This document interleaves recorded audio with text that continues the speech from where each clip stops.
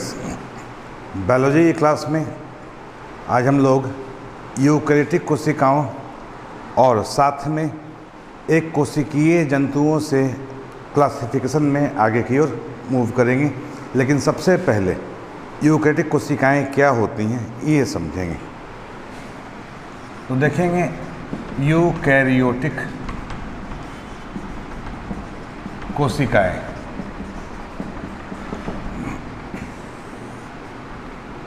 अब गौर करेंगे इसमें यू और कैरियोटिक यानी यू प्लस कैरियोन।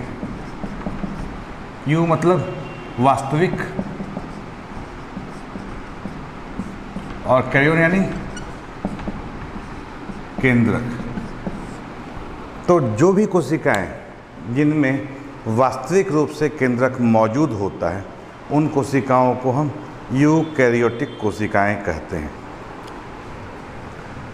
अर्थात अगर कोशिका है तो उसके अंदर डबल मेम्ब्रेन झिल्ली से घिरा हुआ, दोहरी झिल्ली से घिरा हुआ केंद्रक मौजूद होगा, जिसके अंदर डीएनए जो है ये क्रोमोसोम के रूप में मौजूद होगा। जैसा हमने कहा कि प्रोकैरियोटिक कोशिकाओं में सिवाय सेल मेम्ब्रेन के कोशिका के अंदर कोई भी झिल्ली से घिरे हुए कोशिकांग नहीं होते हैं, किंतु अगर हम बात करेंगे यूकैरियोटिक कोशिकाओं की तो यहाँ दोहरी झिल्ली से घिरा हुआ केंद्रक भी मौजूद होता है और साथ साथ झिल्लियों से घिरे हुए कोशिकांग भी मौजूद होते हैं। अर्थात इसकी खासियत क्या होगी?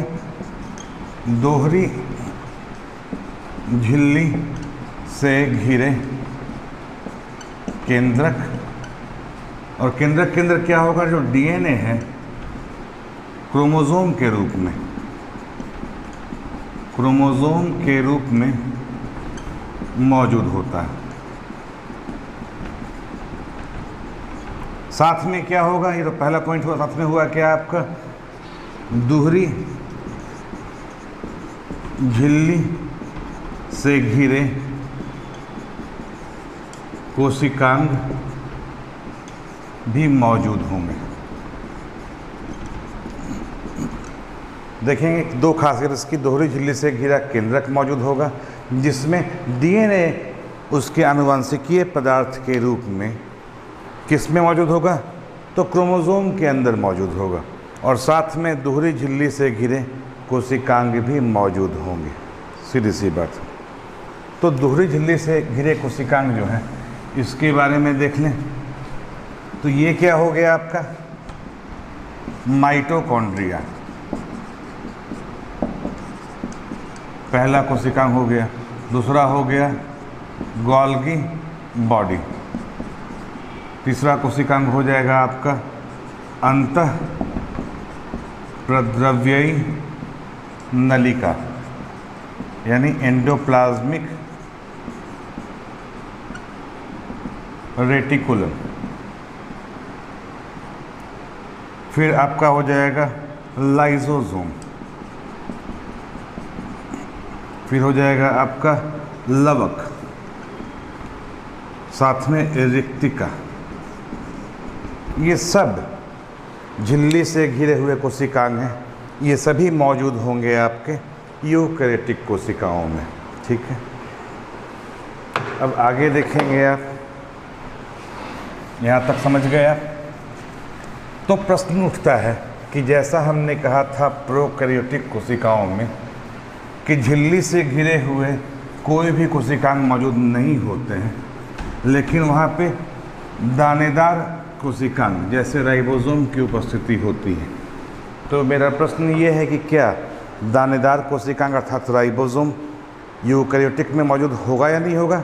आपका जवाब होगा, लेकिन एक बदलाव होंगे इसमें। पहला बदलाव क्या होगा कि जहाँ प्रोकैरियोटिक में, जहाँ पर प्रोकैरियोटिक कोशिकाओं की बात अगर हम कर रहे हैं तो प्रोकैरियोटिक कोशिकाओं में हमने क्या बतलाया था आपको? 70S।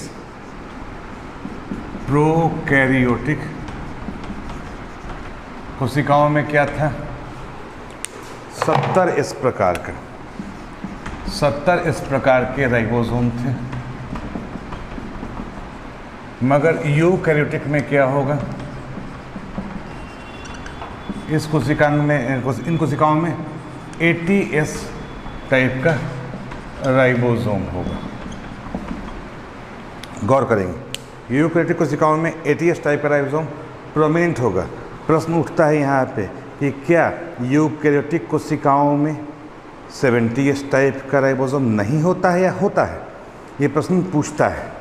तो आपका जवाब होगा कि यूकैरियोटिक कोशिकाओं में हालांकि प्रोमिनेंटली ATS टाइप का राइबोसोम प्रेजेंट होता है, मगर साथ ही 70S टाइप का राइबोसोम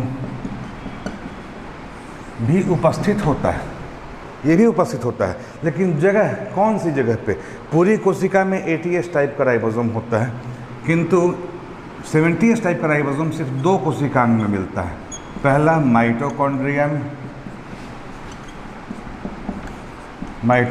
में होगा और दूसरा होगा आपका लवक में।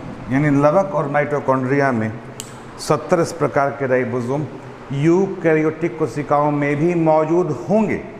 ये परमानेंटली आप याद रखेंगे, बहुत इंपॉर्टेंट है। तो प्रश्न ये कि 70 इस प्रकार के राइबोसोम यूकैरियोटिक कोशिकाओं में भी होंगे, लेकिन पूरे सेल में नहीं, बल्कि सिर्फ माइटोकॉन्ड्रिया और लवक में। अब ध्यान देंगे, लवक और माइटोकॉन्ड्रिया में 70S राइबोसोम के साथ साथ क्या मौजूद होता है आपका, सर्कुलर यानी गोलाकार सर्कुलर DNA भी मौजूद होता है। माइटोकॉन्ड्रिया और लवक में 70S राइबोसोम के साथ साथ छोटा सा टुकड़ा में सर्कुलर DNA भी मौजूद होता है, और इसी कारण इन दोनों ऑर्गेनल को क्या बोलते हैं, सेमी ऑटोनोमस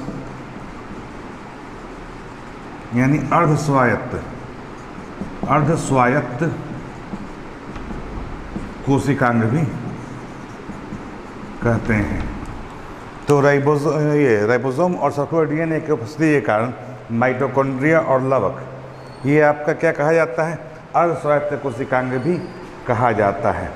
अब इसके साथ साथ जब हम बात करेंगे यूकैरियोटिक कोशिकाओं की, तो इसकी कुछ विशेषताओं पर भी हम फोकस करेंगे।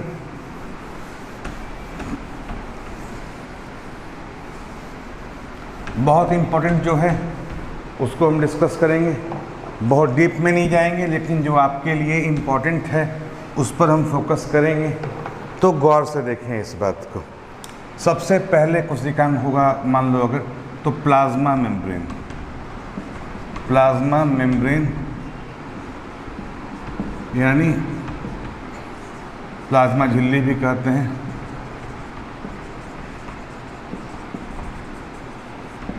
जो आपको याद रखना है वो देखेंगे, वास्तव में प्लाज्मा मेम्ब्रेन किसका बना हुआ होता है। तो कई सारी थियरी दी गई, इस पर हम नहीं जाएंगे। किसी प्रोटीन का बना होता तो क्या होता, सिर्फ वसा का बना होता तो क्या होता, ये चर्चा हम बाद में करेंगे। मूल रूप से याद रखें कि ये प्लाज्मा मेम्ब्रेन जो होता है प्रोटीन प्लस वसा का बना हुआ होता है, और इसका रूप कौन सा होता है, यह द्रव अवस्था में यानी फ्लूइड स्टेट में ये होता है। तो प्लाज्मा मेम्ब्रेन प्रोटीन और वसा का बना हुआ होता है, और यह द्रव अवस्था में होता है। मतलब क्या हुआ कि ये कायदे से अगर देखेंगे तो ये दोनों लेयर हो गया आपका वसा का, ठीक है, और इसमें प्रोटीन या तो दोनों ओर आ जाएंगे या किसी एक तरफ रहेंगे, ठीक है ना। यानी वसा के लेयर पर प्रोटीन जो है डॉट्स के रूप में मौजूद होते हैं, इसी कारण इसको बोलते हैं फ्लूइड मोज़ाइक मॉडल भी बोलते हैं इसको। इस मॉडल को फ्लूइड मोज़ाइक मॉडल भी बोलते हैं। मतलब क्या हुआ कि वसा के ऊपर प्रोटीन के कण तैरते रहते हैं।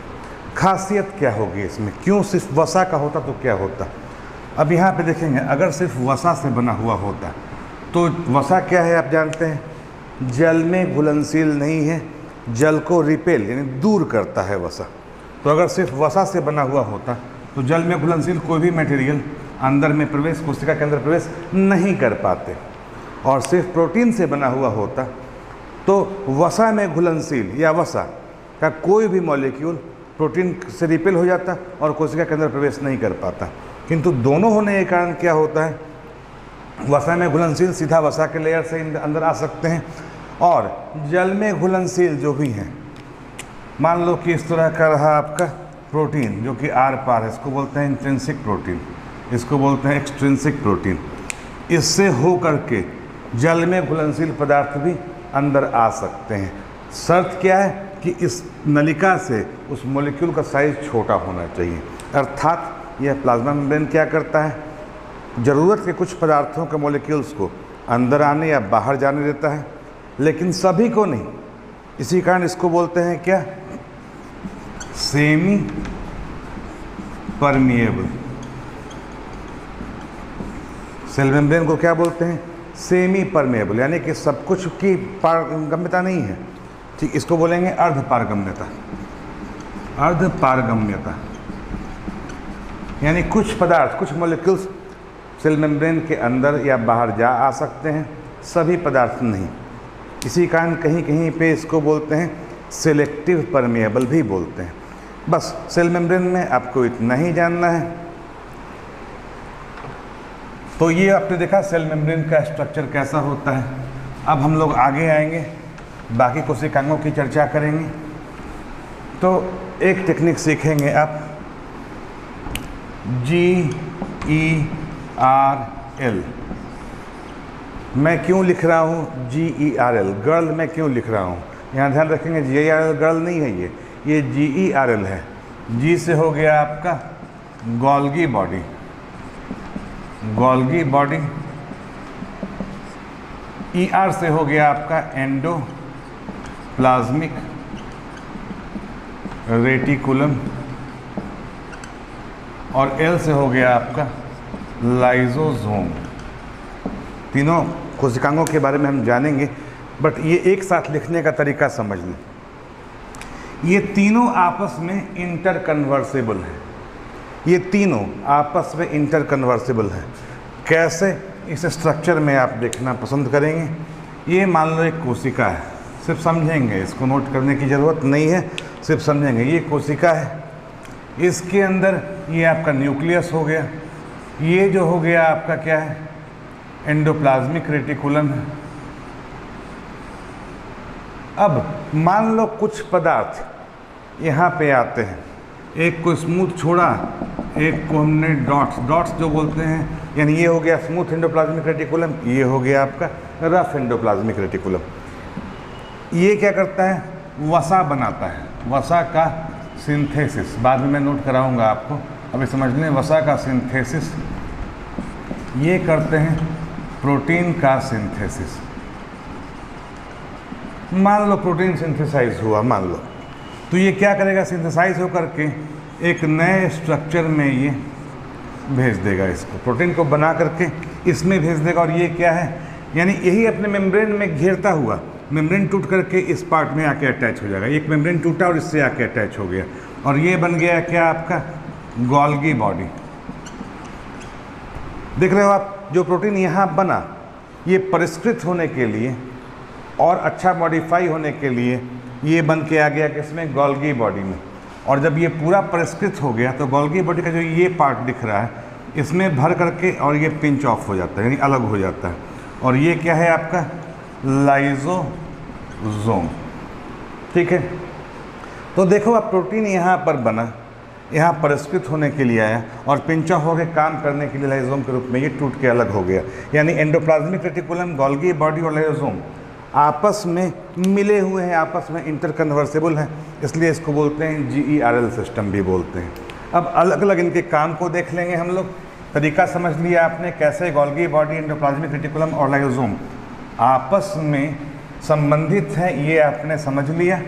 और अब हम देखेंगे कि इन तीनों का अलग अलग कार्य क्या है। तो सबसे पहले हम देखेंगे आपको एंडोप्लाज्मिक रेटिकुलम, यानी अंतः प्रद्रव्यी नलिका। ये इसमें लिखेंगे, स्पष्ट आप समझेंगे कि यह जो है यह कोशिका झिल्ली से बनी हुई नलिकाकार संरचना है जो सेल मेम्ब्रेन को केंद्रक से जोड़ती है अथवा सेल मेम्ब्रेन के अंदर सेल मेम्ब्रेन के को ही जोड़ते हुए नली का आकार लेती है। ठीक है, यानी मोटे तौर पे इसको इस तरह से हम दिखला सकते हैं, नली के आकार की हैं। और हमने कहा ये क्या करती हैं, तो ये प्रोटीन अथवा वसा का सिंथेसिस निर्माण करती है। अब यहाँ देखो स्मूथ है और किसी में डॉट्स लगे हुए हैं, जिसमें डॉट्स लगे हुए हैं उसको क्या बोलेंगे, रफ एंडोप्लाज्मिक रेटिकुलम, यानी ये सेल यानी स्मूथ ER और ये हो गया रेड यानी रफ ER। इसमें क्या बनता है, वसा का सिंथेसिस होता है और इसमें क्या होता है, प्रोटीन का। क्योंकि हमने आपको पहले बोला राइबोसोम ऐसे कोशिकांग हैं जो मैसेंजर RNA या ट्रांसफर RNA के साथ साथ सहयोग करके प्रोटीन का निर्माण करते हैं। तो यहाँ प्रोटीन बना, तो आपको नोट करना है कि ER जो होते हैं दो तरह के होते हैं, स्मूथ एंडोप्लाज्मिक रेटिकुलम और रफ एंडोप्लाज्मिक रेटिकुलम। स्मूथ जो है ये वसा का निर्माण करते हैं और रफ जो है ये प्रोटीन का निर्माण करते हैं। इसके पश्चात आप नोट करेंगे दूसरा B, उसका होगा नाम गोल्गी बॉडी। अब इसमें देखेंगे कि जो भी स्मूथ ER से या रफ ER से बना वो फर्दर प्रोसेस होने के लिए आ जाता है गोल्गी बॉडी के अंदर। यानी गोल्गी बॉडी क्या करते हैं, वसा का अथवा प्रोटीन का सांद्रण कंसंट्रेशन करते हैं। मैं रिपीट कर रहा हूँ, गोल्गी बॉडी का एक ही काम है, वसा या प्रोटीन जो बनाए गए ER के द्वारा उसका सांद्रण करता और मैच्योरिटी देता है उसमें, बस इतना ही। यानी कोशिकीय बात प्रश्न अगर आता है कि कोशिका में प्रोटीन का निर्माण कहाँ होता है, आप लिखेंगे ER और राइबोसोम, और प्रोटीन का सिक्रेशन सांद्रण कहाँ होता है, तो आपका आंसर होगा गोल्गी बॉडी। तो गोल्गी बॉडी से सिक्रेट हुआ और C आ जाएंगे लाइसोसोम। लाइसोसोम में क्या होता है, जो भी गोल्गी बॉडी में प्रोटीन बना वो प्रोटीन मैच्योर होकर के एक्टिव होकर के लाइसोसोम के रूप में घिरे हुए थैली के रूप में ये अलग हो जाता है। लाइसोसोम में क्या होता है, हमने कहा प्रोटीन बना हुआ, याद रखेंगे, मैं कई बार बोल चुका हूँ, आज फिर मैं बोल रहा हूँ, ऑल एंजाइम्स आर प्रोटीन। जितने भी एंजाइम हैं वो सभी प्रोटीन होते हैं। तो लाइसोसोम क्या करता है, एंजाइम का सिक्रीशन करता है। अब मान लो कि कोई अमीबा जैसा जीव हुआ, एक कोशिकीय जीव, वहाँ पे जो भी फूड उसने इनहेल किया तो भोजन के पाउच पे चिपकता है कौन, लाइसोसोम। लाइसोसोम अपने पाचक एंजाइम को उसमें रिलीज़ कर देते हैं और भोजन पच जाता है। यानी कि कोशिकीय पाचन में लाइसोसोम का बहुत बड़ा महत्व होता है। लाइसोसोम का पहला महत्व क्या हुआ, कोशिकीय पाचन। लेकिन एक दूसरा महत्व भी है जिस पर लाइसोसोम की ज़्यादा चर्चा होती है। अगर मान लो आपको चोट लग गई, सपोज यहाँ पे आपको चोट लग गई, अब ये कोशिका चोटिल हो गया, बेकार हो गया। अब ये कोशिका अगर शरीर से अलग नहीं होता है, मरता नहीं है कोशिका, तो ये शरीर के लिए हार्मफुल होगा। तो ऐसे में क्या होता है, जो कोशिका चोटिल हो गया, जो कोशिका को अब ख़त्म होना चाहिए, उसके बाकी अच्छे मटेरियल्स को यूज़ भी करना है, तो लाइसोसोम क्या करता है, अपनी ही कोशिका में फट जाता है। तो कोशिका में लाइसोसोम के फटते ही क्या होगा, कोशिकीय डेथ, सेलुलर डेथ इसको लिखेंगे, सेलुलर डेथ। और इसी कारण इसको बोलते हैं आत्महत्या की थैली। यानी जो कोशिका शरीर के लिए बेकार है उसको ये लाइसोसोम क्या करता है, अपनी कोशिका में फट जाते हैं, कोशिका को पूरा डाइजेस्ट कर लेता है, जो काम का चीज़ है शरीर एब्जॉर्व कर लेता है, बाकी और कोशिका खत्म हो जाती है। इसी कारण प्रश्न में कई बार पूछता है किस कोशिकांग को आत्महत्या की थैली बोलते हैं, तो आपका आंसर होगा लाइसोसोम। इतना ही पढ़ना है आपको। लाइसोसोम का मूल काम क्या है, एंजाइम का सिक्रेशन, लेकिन खुद में फट गया तो ये कोशिका को ख़त्म कर देगा। इसी कारण इसको आत्महत्या की थैली भी बोलते हैं, जो कई बार प्रश्नों में पूछता है। आगे हम आएंगे। 3 आपने समझ लिया, एंडोप्लाज्मिक रेटिकुलम समझ लिया आपने, गोल्गी बॉडी समझ लिया आपने, साथ में आपने लाइसोसोम भी समझ लिया। अब हम अगले कोशिकांग की ओर आगे बढ़ेंगे। याद रखें, बहुत डीप में जाने की ज़रूरत नहीं है, जो आपके लिए ज़रूरत है मैं उतना ही दे रहा हूँ। तो D, अगले में हम आएंगे माइटोकॉन्ड्रिया। ठीक है, अब इसका आकार जो होता है कुछ इस तरह का होता है। ये दोहरी झिल्ली का बना हुआ होता है। बाहरी झिल्ली स्मूथ होती है और अंदरूनी झिल्ली जो है उसमें अंगुली नुमा संरचना बने हुए होते हैं, ये आप देख रहे हैं। साथ में यहाँ पे राइबोसोम भी होते हैं और सर्कुलर डीएनए भी मौजूद होते हैं। ये है माइटोकॉन्ड्रिया का स्ट्रक्चर। ये हुआ बाहरी झिल्ली, बाहरी झिल्ली, ये हुआ अंदरूनी झिल्ली, और जो ये अंगुली जैसी रचना दिख रही है इसको बोलते हैं क्रिस्टी। अंगुली जैसी रचना को बोलते हैं क्रिस्टी। तो क्रिस्टी जो इसकी रचना हुई, इसमें क्या होते हैं F0 F1 particles, F0.F1 particles मौजूद होते हैं। और ये काम क्या करता है, माइटोकॉन्ड्रिया काम क्या करता है, जो ये F0 F1 पार्टिकल्स हुए इसके थ्रू क्रेब्स साइकिल, कोशिकीय श्वसन का क्रेब्स साइकिल और इलेक्ट्रॉन ट्रांसपोर्ट सिस्टम इसके अंदर में संपन्न होता है। यानी माइटोकॉन्ड्रिया में क्या होगा, क्रेब्स साइकिल और ETS इलेक्ट्रॉन ट्रांसपोर्ट सिस्टम संपन्न होता है। इट मीन्स कि ये कोशिकीय श्वसन, कोशिकीय श्वसन में मदद करते हैं। अब कोशिकीय श्वसन से क्या होता है, जो कोशिका का ग्लूकोज है, कोशिकाएं मौजूद जो ग्लूकोज है, ऑक्सीजन के प्रेजेंस में 6CO2 6H2O प्लस एनर्जी, ये देखें एनर्जी। यानी कि कोशिका श्वसन में क्या होता है, माइटोकॉन्ड्रिया के अंदर ग्लूकोज ऑक्सीजन के प्रेजेंस में टूट करके कार्बन डाइऑक्साइड और जल के मॉलिक्यूल बनाता है और साथ में एनर्जी रिलीज होती है। अब ये एनर्जी क्या करती है, कोशिका के मेटाबॉलिज्म को चलाने में सहायक होती है। लेकिन मैंने पहले भी कहा था, आज मैं फिर रिपीट कर रहा हूँ, सभी की सभी एनर्जी जो ग्लूकोज से ब्रेकडाउन से टूटती मिलती है वो एक बार में कंज्यूम नहीं होती, कुछ बच भी जाती हैं। तो बचती तो है क्या है उससे, तो जो ADP है कोशिका में माइटोकॉन्ड्रिया में मौजूद जो ADP है ये एनर्जी फॉस्फेट बॉन्ड के रूप में आता है, प्लस फॉस्फेट बॉन्ड्स जो आए इससे बना लिया क्या, ATP एडिनोसिन ट्राइफॉस्फेट।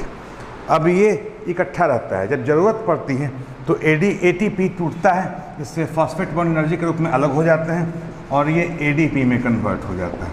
अर्थात ATP जो है भविष्य के उपयोग के लिए ऊर्जा को इकट्ठा करता है।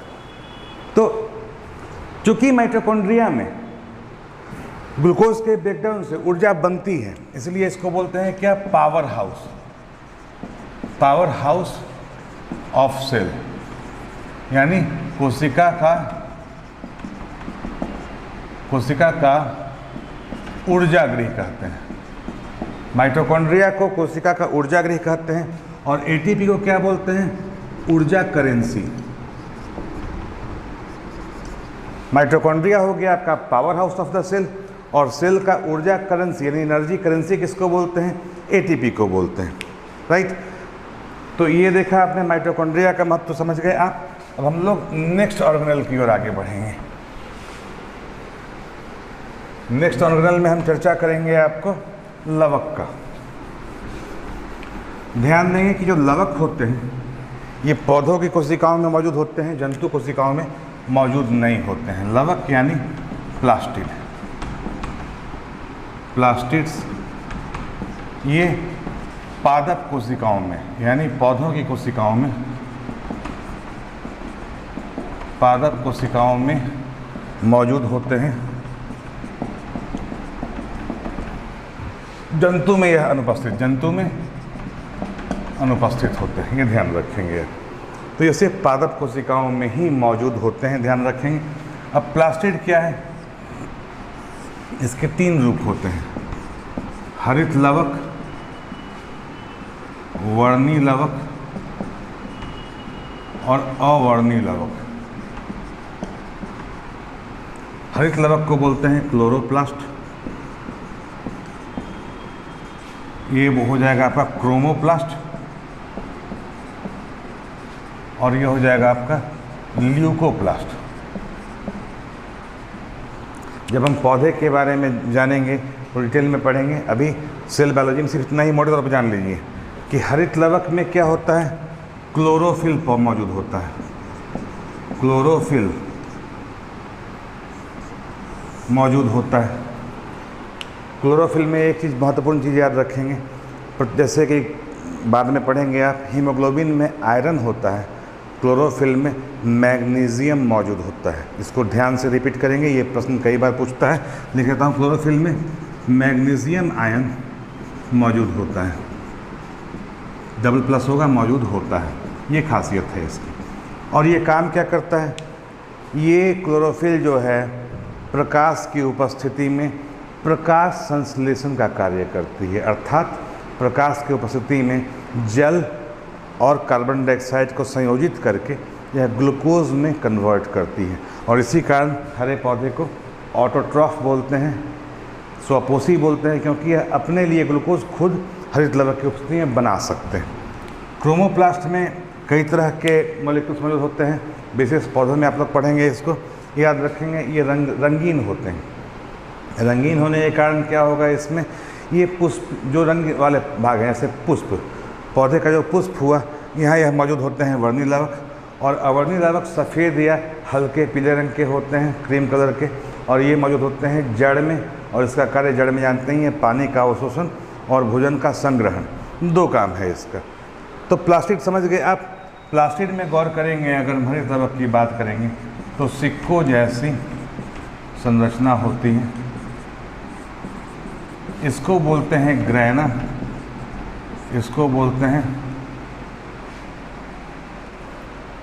मेन ग्रैना की बात करें, ग्रैना जो सिक्कों जैसी रचना दिख रही है, इस ग्रैना में ही मौजूद होता है आपका क्लोरोफिल। और ये हो गया स्टोमा, ग्रैना। और स्टोमा में क्या होता है, जो प्रकाश संश्लेषण के जो डार्क रिएक्शन होते हैं वो इसमें मौजूद होते हैं। विशेष आप लोग पढ़ेंगे इसको जब प्रकाश संश्लेषण की गतिविधि पढ़ेंगे। तो लवक के लिए इतना काफ़ी है। और अंत में हम लोग आएंगे एक और कोशिकांग के बारे में। मूल रूप से ये जंतु में पाए जाते हैं। ये है तारककाय,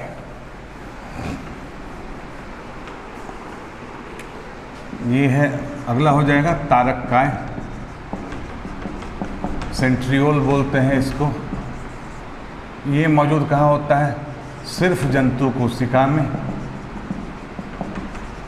कोशिका में इसका एक ही काम होता है, वो काम क्या है, कोशिका विभाजन में मदद, कोशिका विभाजन में मदद, ठीक है। और एक आखिर देख लेंगे फिर से, राइबोसोम। तो राइबोसोम का काम क्या है, दानेदार कोशिकांग, कोशिकांग झिल्ली से घिरा हुआ नहीं, झिल्ली से घिरा नहीं होता है। ये क्या करता है, प्रोटीन का निर्माण। डिटेल में जेनेटिक्स में पढ़ाऊंगा, आप लोग मोटे तौर पर समझ लो कि डीएनए जो है ये एमआरएनए में कोड होता है। एमआरएनए से क्या होता है, ये इस पे अटैच होते हैं टीआरएनए प्लस आरआरएनए, और इसमें अटैच होते हैं राइबोसोम्स। राइबोसोम्स इसमें अटैच होकर के और प्रोटीन का निर्माण करते हैं। विशेष एक टॉपिक होगा प्रोटीन का निर्माण, उसमें अलग से इसको पढ़ाया जाएगा। अभी तत्काल में कोशिका बायोलॉजी विज्ञान में इतना ही जानना काफ़ी है कि राइबोसोम जो है ये एमआरएनए, टीआरएनए और आरआरएनए, कुल 3 तरह के आरएनए के साथ मिल करके ये बनाते हैं राइबोसोम बनाते हैं, हाँ सॉरी प्रोटीन, राइबोसोम मिल करके उसे प्रोटीन बनाते हैं। तो यहाँ तक आप कोशिका का पूरा थ्योरी समझ गए, लेकिन मूल अंग अभी बाकी है जिसका नाम है केंद्रक। और केंद्रक में क्रोमोसोम की विशेषता और क्या कार्य होता है उसको हम लोग अगली क्लास में करेंगे। और साथ साथ क्रोमोसोम के ख़त्म होते ही हम लोग प्रोटोजोआ से एनिमल क्लासिफिकेशन को आगे बढ़ाएंगे। तो इतना काफ़ी है, फिर अगली क्लास में मिलते हैं। स्टूडेंट्स, इतना मैं बोलूँगा कि ये तो आपने क्लास देख लिया, इससे जुड़े हुए क्वेश्चंस आपको लिखे हुए नोट्स के रूप में या पीडीएफ के रूप में अवेलेबल करा दिया जाएगा। तो इसको आप एक बार रिवीजन करते रहिए, मूल बातों को नोट करते रहिए, और जो भी इम्पॉर्टेंट क्वेश्चंस होंगे वो आपको पीडीएफ के रूप में दे दिए जाएंगे, उपलब्ध करा दिए जाएंगे। Thank you.